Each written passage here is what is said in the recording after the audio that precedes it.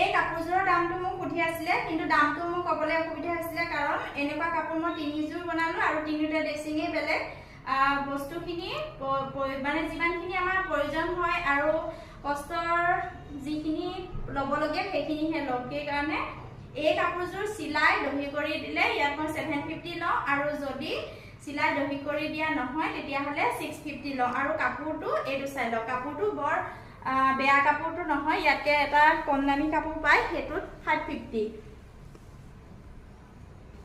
আৰু এইফালে ডিজাইনটো এনেকৈ বুকত ধুনীয়াকৈ জাপি ল'লে এনেকৈ পৰিব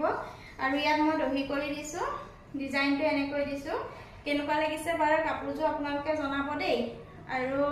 মানে ইয়াত প্ৰতিটো বস্তু বেলেগ বেলেগ দিয়া আছে ষ্টন দিয়া আছে আৰু আউটলাইনাৰ দিয়া আছে লেছ দিয়া আছে সকলোখিনি কৰি মেলিহে লোৱা হয় দামটো